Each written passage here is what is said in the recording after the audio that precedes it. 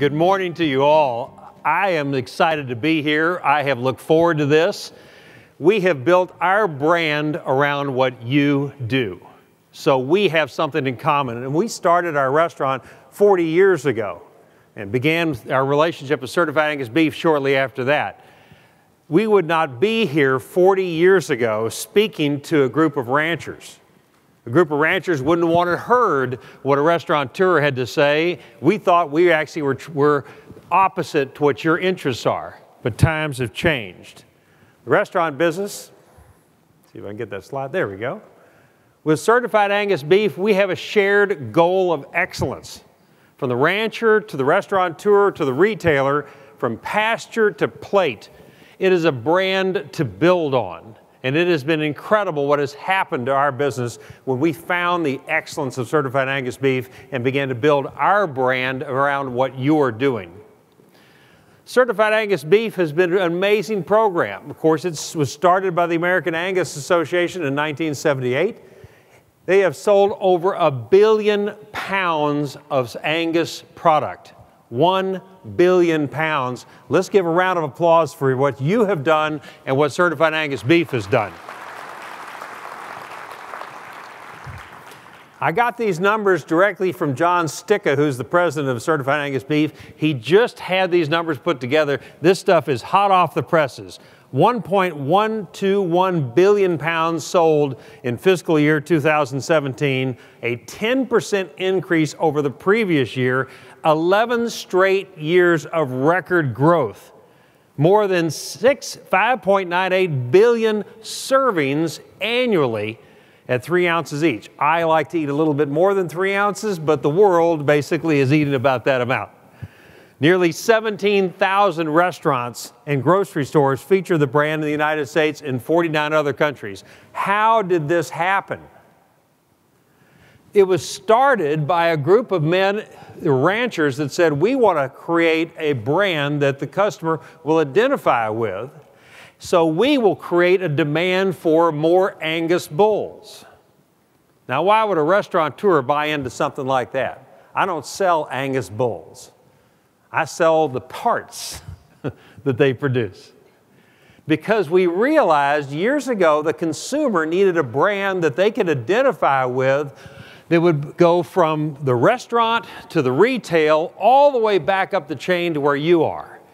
And that's why we got in with Certified Angus Beef. At the time, they came to me and they said, Ed, we want you to buy into this program. I said, okay. And they said, well, it'll cost a little bit more. And I said, okay, I'm getting a little nervous here. And they said, oh, by the way, you'll have to commit to build your entire restaurant's brand around one product, and you can't go shopping around for other places to put it together.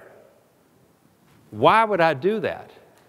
Because the customer excellence exceeds their expectation, and they have built a demand for your product through our restaurant.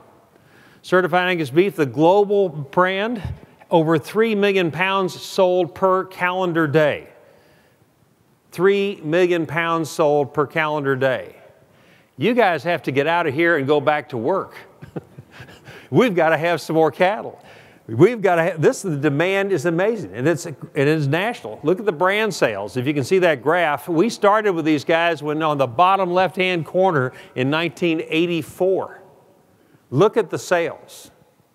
That is a demand for the cattle you're producing and the genetics that you're producing from seed stock to cow-calf all the way through to us. It affects our business. This particular slide, I was stunned at. When you look at this, understand that 75% of the beef that is sold goes through retail, your grocery stores. 75%, basically 3/4 of it. The food service guys, us, the restaurant business, we serve about 1/4 of it. But look at Certified Angus Beef. The retail is in the red, it's only 41%. Look at food service, 34%. You see, when you're selling excellence, the restaurants are reaching into the food chain and saying, I want more of that product, and they're pulling it towards themselves. That's why that brand is grown so much. The percentage of sales, where that carcass is going. The problem with these branded products are you bring out a line and you put a name on it, And there's about 100 pounds, 110 pounds out of a carcass that I'm interested in. I want the loin meat. I want the ribs. I want the T-bones. I want the product that goes on a plate in a great steakhouse. That's 110 pounds per animal. What do you do with the rest of it? What has Certified Angus Beef done? They have spread the carcass premium over the whole carcass. That yellow part of the circle is the end meats. 64% of the carcass identified Certified Angus Beef as being sold with that premium brand on it. In other words, they are spreading the cost of the entire premium over the entire animal, as opposed to just the middle meats. That is what holds up these brands as they grow in the retail business and the restaurant business. Certified Angus Beef brand is working. 33 licensed packing facilities, 85% of all fed cattle in the US and Canada access to them more than any other brand. It has done it. Here's an interesting slide. There are 149 other USDA certified brands, 149 of them. That's a lot of brands. Who can keep that straight in their mind? Remember, you don't just have the brand. The consumer sooner or later has to reach in and say, I want that. There's 100 different brands that have the Angus name on it. By the way, they go from prime to utility. Utility is pretty much, they're going into a hot dog somewhere. And they're putting the name on those. So it's still confusing. There's 39 of them that have modest plus marbling, which is the upper end of choice, which is something that we would be interested in. 39 of them. But there's only one, and that's Certified Angus Beef, that you people have begun and you own. There's only one that's monitored from the USDA, the certifications to retail, and goes all the way through from the packing house to the retail, all monitored. That's Certified Angus Beef. That's why it makes a difference for us. Now, what's our numbers? That's the universe of Certified Angus Beef. I've got one restaurant. What are our numbers? I want you to understand this. We're in our 40th year of business. 40 years. That's a long time. I didn't think I was going to make it 40 days when we started. And here we are at 40 years. Last 2 years, we have grossed over $17 million in sales at our restaurant. Over 17 million gross sales. For a restaurant, that's a big number. As a matter of fact, for the state of Texas, our restaurant is the largest independent by sales in the state of Texas. We're number 33, I think, this year nationwide. That's a lot of sales, which means the customer likes us. One location, and we serve 1,000 customers a day. 1,000 customers a day in one spot. We have sold over 6 million pounds of Certified Angus Beef in 34 years. Over 6 million pounds. That equals about 9.5 million packer pounds, because we're buying a portion cut. That equals about 95,000 CAB certified cattle that we have consumed at our place. The production of one processing plant for a full year. It's amazing. One restaurant, one product that came from the minds of the Angus breeder to create a brand that the customer would accept and identify with as excellent, and would return time and time again and tell their friends, this is the product we want to eat. This is the restaurant we want to frequent. This is the experience that we want for ourselves and our family, for celebrations, for birthdays, for business or whatever. We want this brand. That's what has happened in our place, and that's the story I wanted to bring you today. Now the next question is, well, Ed, why aren't there more of it? Why aren't there more restaurants like you? It's a long business, and like any brand, you build it over time. Anybody in here celebrating an anniversary this year of over 20 years? Anybody? Okay. How'd you get to over 20 years? You worked at it. I see people at our restaurant, it's wonderful, they're having dinner and they're just holding the hands, and I'll walk over and say, what are you celebrating? And they'll say, we're celebrating an anniversary. I said, wow, how many? Any number is an accomplishment. But they'll say something like, they'll look at each other and they'll go like, 30 years. I said, wow, I'm a married guy. How do you do it? I want to be there. And they all look at each other and they hold hands. They say, it's work, but it's worth it, right? In the restaurant business, taking a brand like Certified Angus Beef and sticking with it for 34 years is work, but it's worth it, and it pays off. What we don't understand in the branding business is how many messages that people are bombarded with every day. I think the number's somewhere around 2,000 to 3,000 different brands that you're shot with every day. From holding a Starbucks coffee to see a Chevrolet in front of you, heaven forbid, turn on the television, advertising, newspaper, whatever. You are inundated with advertising that are throwing brand names at you every day. To have a customer remember what we do and choose us takes years and years and years of excellence to prove to them that we are selling something that they can depend on and they will come back and do it again and again. What happens to the restaurant business, I'm going to let down the mask. I'm going to tell you what happens in our business. Here is the sin of our business, right here. Temptation to buy cheaper. Okay? I want to buy smarter. We spend a lot of time in our business trying to buy smarter. I don't want to buy cheaper. BUCKHEAD is our supplier. He's the guy that backs up the truck where we're buying the meat, and they offload about 4 or 5 days a week. They're in there refilling our coolers because we're selling it as fast as we can get it in the door. We spent last year in 2016 $3,022,000 roughly with them. Now, let's say I could reduce that by 10%.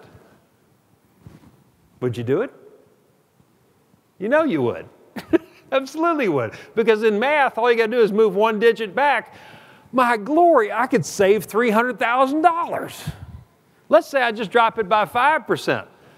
If I bought something else that's 5% cheaper, I could save $156,000. What would that do for us? We just showed you a slide of how many brands are out there that have the name Angus in it. If I just changed from Certified Angus Beef and changed it to Really Good Angus Beef or Blue River Angus Beef or whatever it would be, and I could put $156,000 back in my pocket if I save 5%? The larger question that is never asked when somebody does this is, can my customer tell the difference? That's the question. The reason that we're the longest running restaurant that is committed to Certified Angus Beef and has sold more Certified Angus Beef than any other independent restaurant in the country, there's nobody anywhere near us, is because these guys, the tendency in our business under the pressures of cost is to buy cheaper and switch brands. And we don't do it. We have some great relationships. We stick it out. We're going to be with the Angus brand forever. Because the question we know is, can the customer tell the difference? I'll teach you right now how you can tell the difference. Is there anybody in here that never, ever ate a steak? Good. I wouldn't raise my hand if I were you anyway. You vegans, you might be lonely for the next couple of days. Did anybody have to teach you what it tastes like? Our youngest daughter, if you've raised a family, the first one, I think we sanitized everything. By the time the third one comes along, they drop their pacifier. You just pick it up and shake it and put it back in their mouth. The third child was raised absolutely papoose style at the restaurant. She was in my arms or my wife's arms or, want to carry her or whatever. The other three were, growing up, and here comes the baby. She just basically has to go to work. That's the way it is. And she was about, I would say about 8, 9 months old. She maybe had her first tooth, and I was eating a steak, and I took a piece of filet and cut off a teeny little piece of it and mushed it up with a spoon until it was basically paste, and put it on a spoon and put it in her mouth. You know what she said? She said, She can't speak English yet, or at least she's holding out, she's not telling us. And she can tell when something tastes good. We have taste buds. We can tell when something is more flavorful, more rich, more deep beef taste than something else. On top of that, if you can count to 5, you can tell if something's tender. If you chew it 2 times and you're ready to swallow it, that's a tender steak. 2.5 to 3, still a pretty good steak. 3, okay. 3.5 to 4, we're getting a little bit chewier. You get into 5 or plus and you're looking for a place to spit it out. If you can count to 5 and you have the taste buds of a 9-month-old, you can tell what's a great steak. So how is it possible that these people have chosen a cheaper brand and lost customer base with it? Because they got tempted by those numbers. They got tempted to put 5% or 10% back in their pocket, and it doesn't work. When you build a brand, you stick with it. You improve it every way you can. You sing off the same page of the songbook for 34 years, and people understand if you want a great steak, you'll come to the Taste of Texas restaurant. We build our brand together, you and I. We came up with the byline that Angus means excellence 34 years ago. We're in the excellence business. The mediocrity business is available everywhere. You can go microwave a burrito at gas stations or at convenience stores, and that's average. That's just convenience. That's a commodity. You come to our place, it's going to be excellent. We have worked with you and with the American Angus Association for years to build the interest in Certified Angus Beef. Why would I build interest in other retail people purchasing and selling Certified Angus Beef? Didn't I want the exclusive? Well, the problem is with the exclusive, nobody else is out there selling it or buying it, and you're not growing it.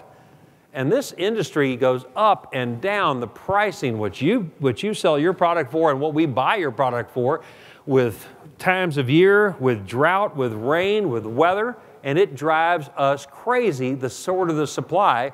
We need a broader supply. That's why we have been committed to work with the American Angus Association, our restaurant, and to bring other people in to see what we're doing so more people will grow in the Angus family. Because the stronger brand means a stronger supply. We have toured ranches, sale barns, feedlots. I can't get enough of it. My wife has toured more packing plants than any other woman I can imagine. And she loves it because she sees this is where our product comes from. We want to know what you're doing. I want to go out and learn your business. And I want you to know what our business does so we can build this brand together. And what happens if you don't build a brand? Then you're in the commodity business. You're buying the cheapest stuff you can find, as cheap as you can, and you're not going to have 1,000 customers a day lined up in your restaurant. They're only going to come if you're offering excellence. We have to teach the customer how to pick Angus. That's our job, and we do it every day. We have a butcher shop in the restaurant. We encourage our customer to come back and pick out their steak. We have all the steaks out there. It doesn't matter how many they want to look at. We'll line out 500 steaks so they can pick one. Because when the customer picks one, before they've ever eaten it, they've already enjoyed it in their mind. You eat with your eyes first. Our customer, I wanted them to know that this extra step of having them pick out their steak, I wanted them to know that we're selling something different here. This is not just your average run-of-the-mill steakhouse. This is a different deal. Now, this is an actual customer. Put that slide back up. This is an actual customer. The waitress server is taking her back. She's behind the counter. They got a bunch of steaks laid out up there. And she's going to put a little metal tag on there. And that tag is numbered. The tag stays with the steak through all the cooking process and is delivered and put on a plate in front of her with the tag still there. That way she knows she got her steak. She just remembers her number. Now, this is actually a customer. I did not pick this person out. This is a random one. We've got an Asian female. She's somewhere between 20 and 30 years old. She is young and she's a diminutive. They're usually not large people. What do you think she ordered? Small filet? Well, maybe she's got a friend with her. She might want to split a steak. Maybe a vegetarian plate?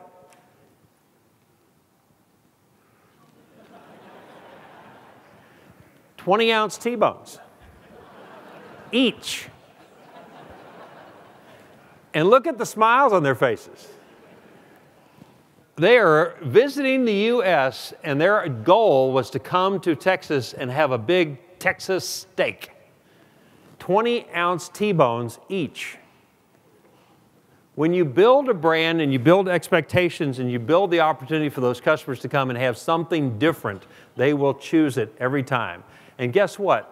They took pictures with their cell phones. This is the beauty of social media. And before they got through the salad bar and got back to their plate, they had sent pictures around the world to their friends of the steaks they're about to have. When you're selling excellence, people will reward you with taking pictures of it and spreading our message for us. Back in the days before everybody had a cell phone with them, what did it cost us to try to get that kind of coverage? How do you buy advertising in Japan from Houston? You do it with excellence. Showcase the steak. Showcase the brand. In every way possible, talk about what it is we're doing. You do the same thing. I've been to your ranches. I've seen some of the sales. You are building a brand with what you do. Showcase what you do and invite the customer back to see it at every opportunity. They want to know what it is that you do. We have a partnership with BUCKHEAD Beef and National Beef Packers. It begins with a commitment. In the restaurant business, we have to commit to buy one product from one supply line, no matter what the cost is. That's what makes people jumpy. And there are good years and bad years, and we've had them, and that you folks endured the drought of 2008, 9, and 11. It was a tough time in Texas. It's a tough time for ranchers. And it was a tough time for us for a commodity we had to buy. We do formula pricing. We set a contract annually with National Beef Packers. I want to know what's going on with them. I have listened to the presentations from their cattle buyers of where prices are going, trying to figure out what it is that you're producing, and 2 years from now, when you have produced something, it's going to make its way to us. That's right. When cow and bull get together in the pasture, it takes 2 years until I get a T-bone out of the deal. I've got to have a way to understand your business if I'm going to buy into that thing where I've got to wait 2 years for this product to come down the pipeline. That's why we're here. We have also put in together an aging line. We age our products 42 to 45 days, and it's a dedicated aging line that only our product's in. That's the partnership that we have built with our supplier. They do portion cutting. It's more efficient. It's a tighter inventory. And we get credit for the pieces that we don't need. And a constant feedback on quality and cutting. And every decision we make is based on what the customer wants. I will refuse to make a decision on a contract sitting in my office looking at a spreadsheet or on a computer. I make that decision instead walking down to the dining room and looking at my customer and talking to them. Because if the customer doesn't benefit from my decision, I will not benefit from my decision. Now, what's the highest cost in any restaurant? Remember that 10% savings we had? Remember? If we had just cut our purchases 10%, it was $302,000. Look at this slide. First of all, it's a beautiful part of our restaurant. That's a wine display there. We've got a vertical every year of Silver Oak wine from California. That was expensive. We've got some big bottles on top. Do you see anything in there that's expensive? Can you see the table where nobody's sitting at it? Fortunately, I had to take this picture at lunch. I don't have that at dinner. There's a table that's open. Let me explain the cost of an open table. One table, 2 chairs in a steakhouse. About $100 in sales, about $50 per person. You want to come in and have a great steak dinner, glass of wine at dinner time, that's going to be about $100. Okay? Any steakhouse in the U.S. 1 turn at lunch and 2 turns at dinner. 250 lunches and 363 dinners. That one table will cost you, if it's empty, $97,000 in sales. That ends up being about $63,000 of lost profit by the time you take the cost of the steak out of it.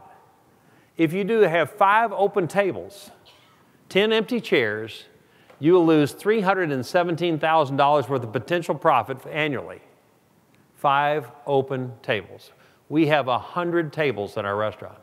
We seat 500 people. 5 tables open, if I change quality equals in lost sales everything I would have gained from buying cheaper. Do you see that? That's the message that we have tried to spread to our business, to the Angus people, to the Certified Angus Beef, and to other restaurateurs. You buy the very best product, the very most dependable, the one that is going to thrill your customers, and you never deal with the empty table. Because the empty table will eliminate whatever cost that you thought you saved by buying cheaper. We do another thing called steak school at our restaurant. Okay, now be honest. How many of you have cooked steaks at home and you didn't like the result? Put your hand up. Okay, we've got the largest group of liars I've ever seen in my life. We have all done it. I'm in the steak business, and I've done it. So we put together this concept called Steak School. It's about building the brand. From pasture to plate, where do great steaks come from? And I explain to the people, we do this at the restaurant about 4 times a year. My daughter takes them back in the kitchen. She's an accredited chef and teaches them how to season and how to cook and how to place the steaks on the grill to where they get a diamond pattern. Diamonds are a grill's best friend, is what her statement is. We have our packer, BUCKHEAD comes in, and they bring in a butcher, and they break down certain cuts so the customer can see where these things come from. Literally breaking cuts down in the middle of the dining room. And then I put them together a pasture to plate steak school presentation so the people will understand what it is that you do. Basically, I want to give them a glimpse into what you're producing and how it comes down to us. So this morning, since you're here, I'm going to take you all to steak school so you can graduate. You'll learn a little bit. This is the game that we start right here. On the bottom left-hand corner, it looks like a Monopoly game. That's all the procedures from where you guys are in the bottom left-hand corner, where the cattle are, all the way to the right-hand side where it finishes either in retail or it finishes on a plate. This is the part people ask me, well, Ed, do I want Midwestern beef? Where does this beef come from? Well, there you go. There is from the USDA where beef cow numbers come from. It's a percentage of total. The great state of Texas and, of course, the Southeast, looks like the SEC, account for 55% of all cattle. Isn't that interesting? You'll notice that that's where the rain comes from. And if you go out to the far west, not a lot of cattle out there. It's a little dry. The only grass that they've got out there, they're usually smoking as opposed to feeding cattle on it. And then there's that brown thing in the upper right-hand corner that accounts for only 1% of the beef production. I have offered to just cut that off and let the Canadians buy it and get rid of those people, but we can't seem to get them out of there. But that's where the cattle come from, because people want to know what you do.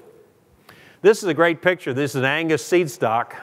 Producers are up in Montana, and I love that family. And I'll show that picture, and people will just be sucked into it. They would just go like, oh, because they want to go live that life.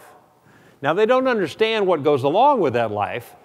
They're standing in the middle of a pasture in summertime. Winter hasn't happened yet. They haven't fed, and they haven't pulled a calf. But they look at that going like, golly, can you believe people live like that? Then I take them through the feedlot segment and explain to them what feedlots are, that these animals are grouped together, what a feedlot does, what they do when they eat there, who runs these things, what a feedlot ration is. 3 meals a day, this is what makes these cattle better. We're looking for about 110 days on grain. Well, what is it that's in that guy's hand? Explain to them of those details, because the buzzwords in our industry are killing our consumer. How many of y'all have heard the word natural just thrown around? What does that mean? And if there's natural, does that mean anything's not natural is unnatural? It's odd. So we've got to educate our consumer. That's what we're doing here. And it costs about $5 a day to put that animal in a feedlot versus 50 cents a day to leave them in the pasture. So add that up. If I want an animal in a feedlot for 110 days at $5 a day, we just put $550 worth of additional cost into that carcass. If I just left them in the pasture and just let them eat grass, I would save about $500. So why is grass-fed beef in the grocery store more expensive than grain-fed beef? And you have to explain this to people, and they go like, ah, I got it. And then we do a procedure where we cook grass-fed beef steak and a grain-fed steak and cut it in little pieces, blue and red toothpicks, and let them taste the difference. And guess which one they pick? It's wonderful, isn't it? Feedlots are bigger and better, grouping cattle. Marbling equals flavor. Grass-fed versus grain-fed. Then I show them a picture of this. This is feedlots for the rest of us. Now, we all get these pictures of Angus cattle in feedlots. They're all perfect. They look like they've been show cattle that have been combed. This is the reality of this business right here. This is the world. And the problem we have without certified Angus beef is if I don't have a brand that identifies what I want out of that, I got to buy the average.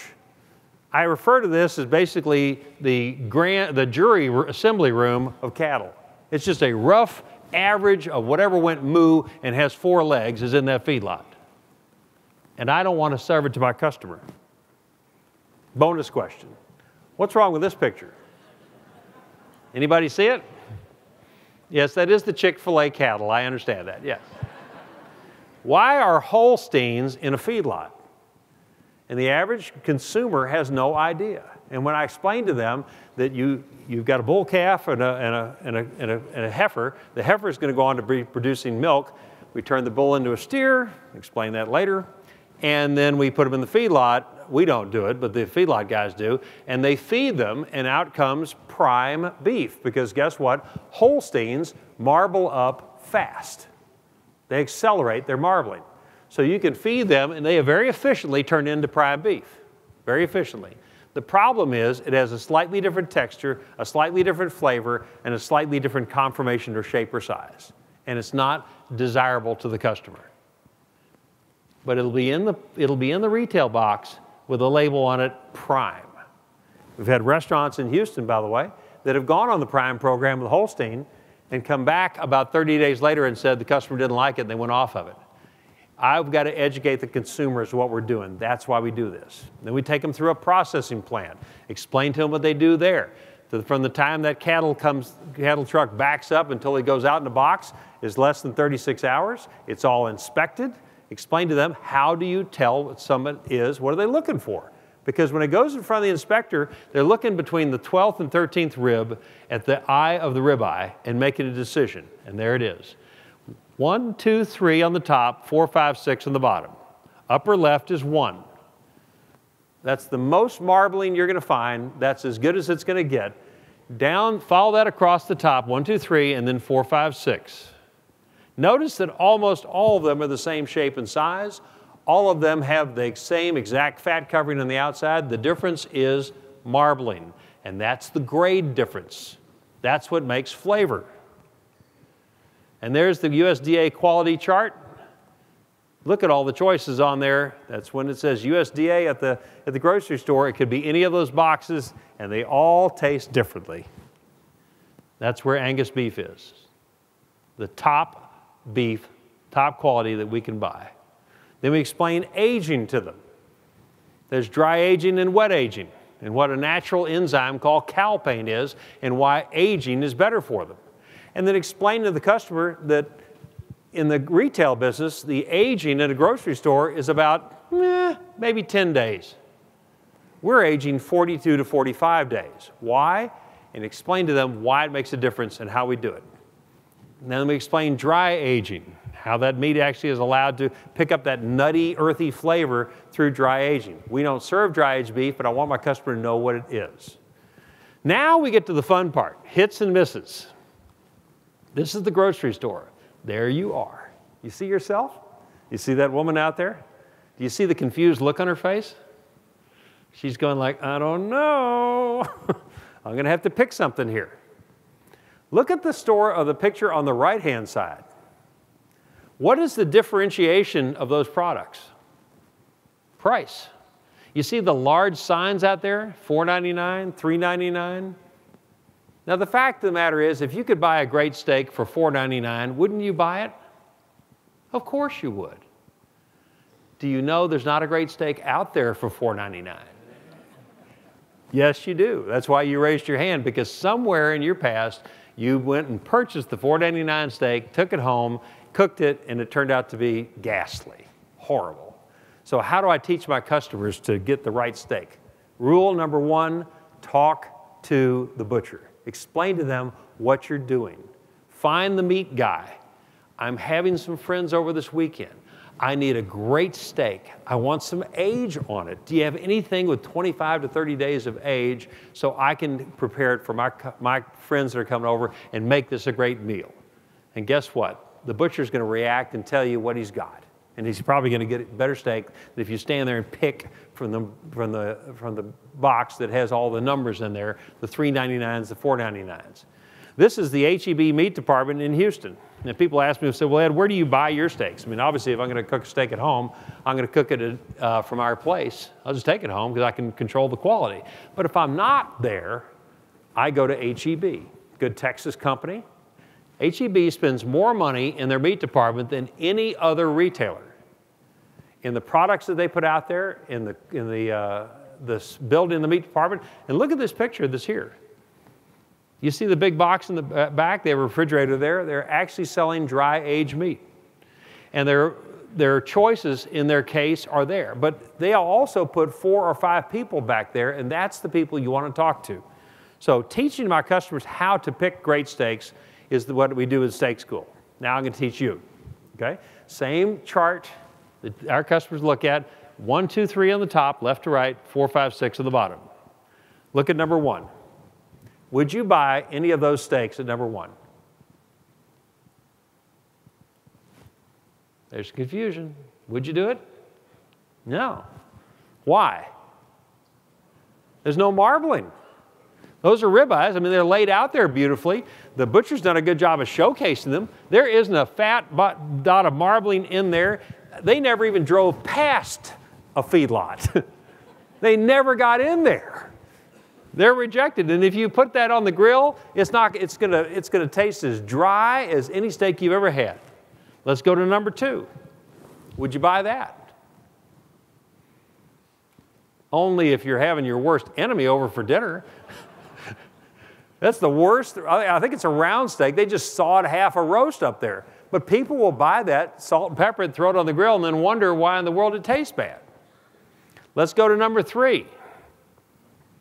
At least there's a sign there that says choice, okay? I'll buy choice. Choice, of course, means almost anything to anybody, but they'll buy choice. But there's some marbling in there, and there's something to choose from. So number 3, you're probably okay with that. Not going to be great. Let's go to number 4, bottom left-hand corner. 4 steaks on a white plate. Would you buy any of those? Yes. Look at the marbling. Look at the trim. Learn how to discern this. Go to the number 5, bottom middle, a ribeye. Would you buy that? Yes. Look at the marbling. Look at the top layer on that with the spinella and the eye of the ribeye. That is heavily marbled. Yes, it's got some extra fat on there that you might have to trim off or discern knife and fork after it's cooked. But that is a gorgeous steak. And look at the color of it. A dark red color that means it's probably got some age on it. Now look at number 6. Would you buy that? I would, but I'd have a question. First of all, it's at the butcher shop and they already wrapped a piece of bacon around it. What do butchers do with bacon? They hide things. That's what they do. They wrap a bacon around something to hide it. But that steak actually looks pretty good. It's trimmed, no side muscle on it. It's got good marbling. They wrapped a piece of bacon around it. If they did that just for flavor, that's fine. We could handle it. I'm not particularly a bacon guy on a filet, but other people enjoy it. But the biggest thing is the confirmation of those steaks. So we teach customers how to buy steaks because I want them to know what we do is different. Why would I, as a restaurateur, teach a customer to go cook steaks at home as opposed to coming to my place? Because I want them, when they're cooking at home, to talk about my place. I want them to tell their friends that are there that they learned all this from coming to my cooking school. I want them to identify excellence, even if it's at home, with our restaurant. We sell steaks online and ship them across the country. I want my customer to be able to send a great steak to a friend of his, or perhaps somebody he lost a bet with, or perhaps to cheer somebody up, like the Los Angeles Dodgers after they lost to the Houston Astros. Was that a great series or what? Oh, baby. We're in the business of making excellence, whether it's eating at the restaurant, teaching our customers, or sending across the country the products that we sell. We're celebrating 40 years now. Check out this cookbook. It's pretty cool. Perfectly aged. It's the best cookbook. We've done a cookbook at 30. This one's fantastic. Matter of fact, I've got a copy of it right here. I wanted you to see this.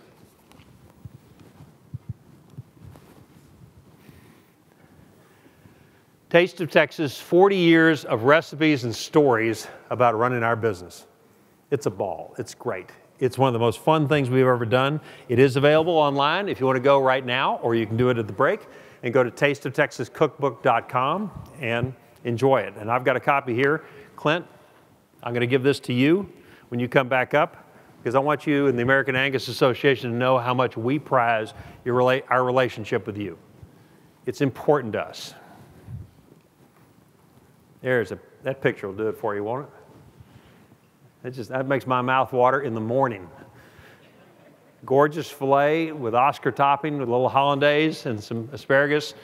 That's just beautiful. That's what's in that book, along with some great stories and a lot of fun and good stories about Angus as well. Now, I decided to do this with you because I think y'all would do it with me. What could possibly go wrong in a restaurant?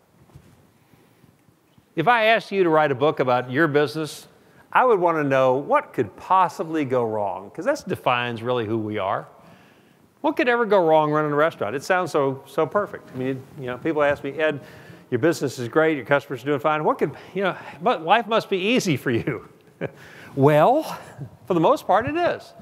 About 30 years ago, we had an incident where this woman she had big hair.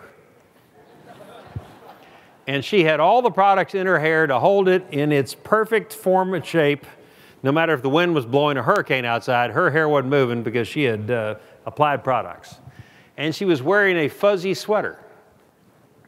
And she apparently had been to the store and had bought a new perfume, and she wanted everybody within a 3-block radius to know that she had this perfume. So she had sprayed it all over her fuzzy sweater, sat down with her big hair, and she reached across the candle in the middle of the table.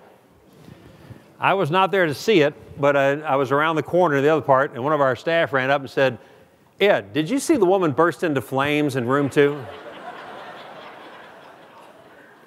No, I missed that. I said, I looked over at the table. I don't know what I was expecting to see, maybe a black scorched hole where she was, and there was nobody there. I said, where is she? And she said, she's in the restroom. So my wife ran in to see what she could do. And here's this woman who has a slight scorched appearance, eyes about this big around like this, and she's trying to put herself back together. She actually recombed her hair, got the fuzz off of the sweater, and went back and sat down, and we cooked her dinner for her then. Literally burst into flames. So other than a person bursting into flames in a restaurant, what else could go wrong? Complaints and video cameras.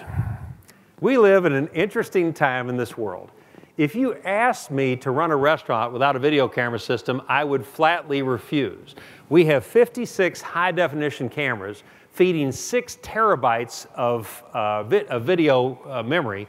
I've got 30 days of video proof of exactly what's happened at any place in our 20,000 square foot restaurant at my disposal. I can pull it up on my iPhone if I'm up here in Fort Worth. How would that come into play? Complaint notes.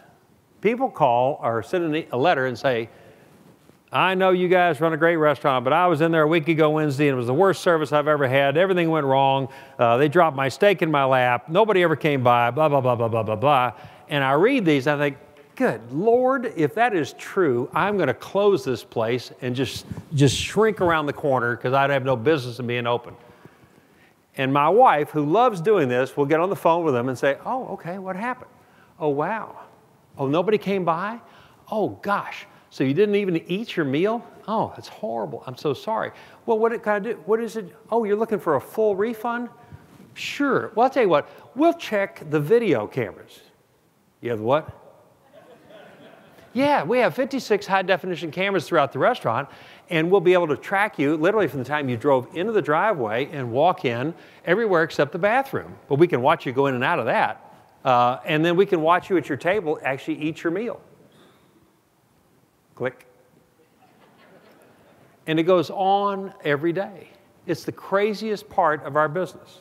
Now, the statue out front. What else could possibly go wrong in a restaurant? This was hilarious.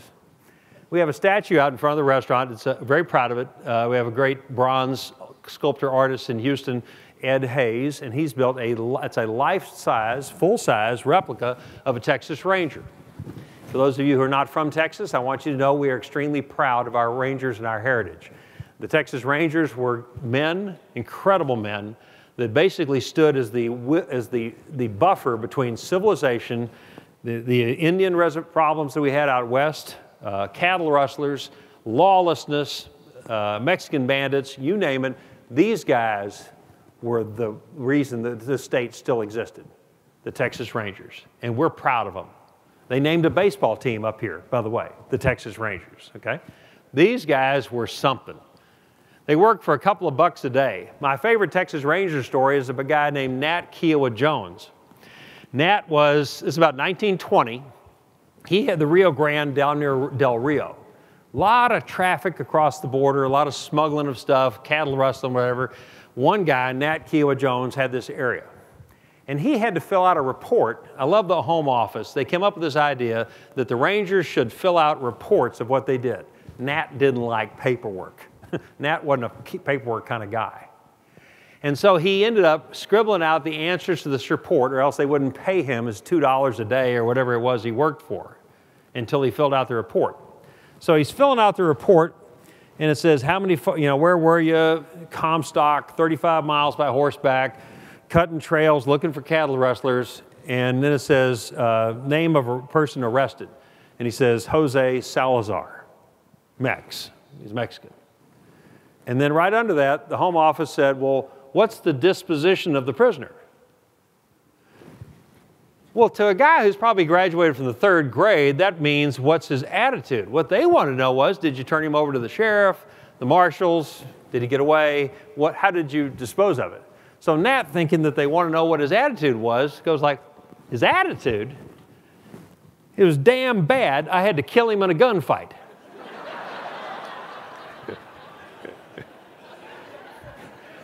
What a great description, you know? So we have this life-size statue of this ranger out in front of the restaurant because I want people to know about our heritage. I want to know what we think is important, and this is Texas, okay? So a month ago, honest to God, this happened. A month ago, a person approaches us and says, why do you have a statue of a Confederate general out in front of your restaurant? They were busily trying to get all the Confederate general statues taken down, and they noticed that we have this guy with a gun in front of a restaurant, so it must be a Confederate general. I said, well, no, that's a Texas Ranger, and it kind of explained who the Texas Rangers were, and that they protected all people of all colors, of all walks of life against banditos and thugs, and it was really amazing, man, great story. And then the person said, well, did he own any slaves? What did you say? And I explained to them that no, they really weren't planters and slave owners. They were lawmen who but anyway. Explaining that in this world and operating a business in this charged environment, it is different. Running a restaurant, what could possibly go wrong running a restaurant?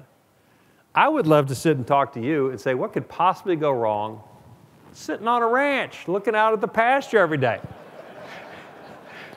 What could go wrong? It's the best part of our businesses. I think we should just swap businesses for a week. You come run the restaurant, and I'll go sit on the back porch and just stare at the cattle. Yeah, that's how it works. Certified Angus Beef has given all of us, from our business, from our family to yours. Shared goals of excellence. From rancher to restaurateur, from pasture to plate, it's a brand to build on. We have embraced it for 33 years, and we would not consider changing anything we do. And going forward, we're going to build that brand bigger and better together. And then we have a commitment that I want to make sure you know about, not only to Certified Angus Beef, to the American Angus Association, to the Angus ranchers as well, because from your family business to my family business and to my customer, it's the most important brand that we can build on, the brand of excellence and the brand of commitment, and it is our joy to be a part of this. Thank you all very much for having me.